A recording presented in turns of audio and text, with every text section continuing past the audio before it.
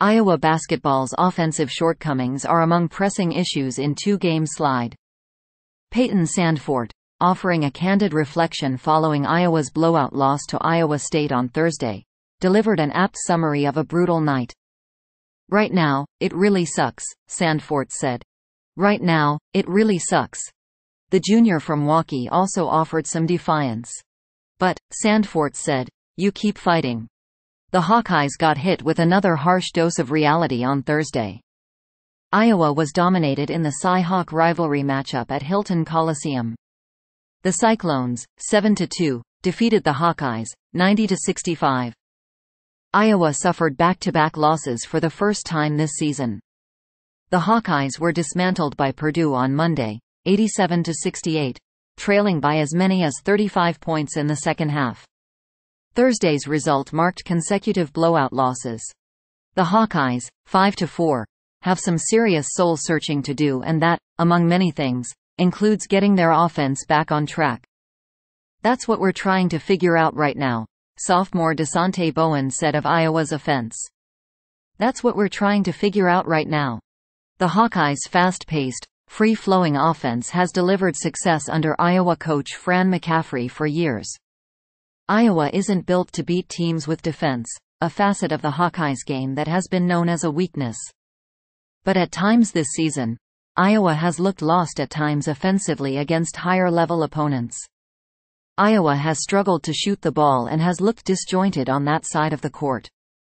The Hawkeyes shot 35.8% from the field in a loss to Oklahoma on November 23.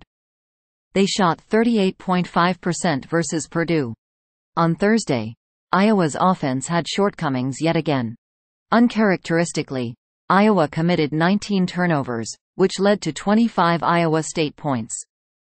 The Hawkeyes shot 38.6% from the field and 30.8% from three-point range. Sandfort was one of the few bright spots with 14 points. "It was kinda like the other night, against Purdue," McCaffery said. "It was kinda like the other night, against Purdue." Diagnosing Iowa's offensive issues is not single-pronged. Sandfort pointed to the fact that Iowa got down early. Iowa made a slight change to its starting five for the first time this season, with sophomore Josh Dix making the first start of his college career. It didn't go well. Dix committed 2 fouls and 2 turnovers in less than 4 minutes. By the first media timeout, Iowa State led 12-6. "Honestly, I think we're getting down so bad in the games that it's hard to shoot when you're down," Sandfort said. "Honestly, I think we're getting down so bad in the games that it's hard to shoot when you're down."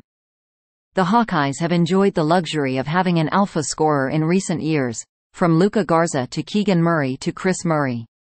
Entering this season, there was optimism that someone could emerge as that lead scorer to carry the load, such as returners Sandfort, Patrick McCaffery and Tony Perkins, or transfer Ben Crick. Or maybe Iowa could be a more balanced scoring group than in seasons past. But so far this season, it's unclear what Iowa's formula is for success offensively. Those veterans have shown flashes of what they can do, but it hasn't been on a consistent basis. The growing pains of that transition have been evident, including on Thursday. Perkins had 6 points on 2 for 7 shooting and McCaffery didn't score. Iowa got some contributions elsewhere. Desante Bowen had 13 points. Freshman Owen Freeman had 11. But it wasn't nearly enough firepower to make up for the lost ground from the veterans. "Those guys, yeah, they need to be better than they were tonight," Fran McCaffery said of Perkins, Sandfort and Patrick McCaffery, though he noted Sandfort made some important shots. "Those guys, yeah, they need to be better than they were tonight."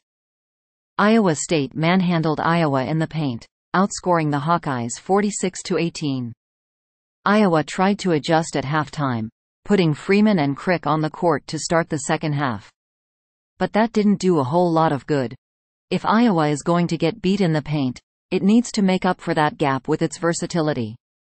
But for the second consecutive game, it didn't happen. Getting right on offense is also a result of defense. Iowa didn't get enough stops, which prevented its transition offense from making an impact.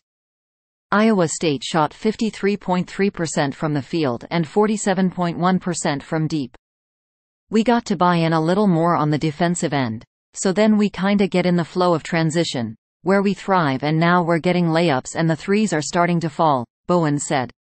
We got to buy in a little more on the defensive end. So then we kinda get in the flow of transition, where we thrive, and now we're getting layups and the threes are starting to fall.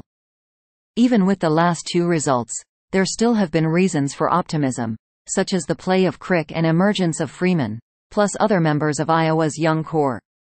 Iowa went on the road against Creighton and put up a strong fight. But there have been far too many stretches when the Hawkeyes have looked flat or disconnected. Iowa has a long way to go, perhaps more than was expected. If there are positive threads to pull at, one is that it's early December. Iowa has plenty of time to get back on track. Another positive. The team has played in some incredibly tough road environments. Creighton, Purdue, Iowa State. And those experiences could help a team with some young pieces mature. But that means that Iowa actually has to show growth. If not, the Hawkeyes could be in for a long season. Iowa's matchup with Michigan on Sunday is a chance to stop the nosedive it has taken over the last two games. Continue to encourage each other, Sandfort said of how Iowa can stick together. Continue to encourage each other. Thanks for watching NY Sports News. Stay tuned for more updates.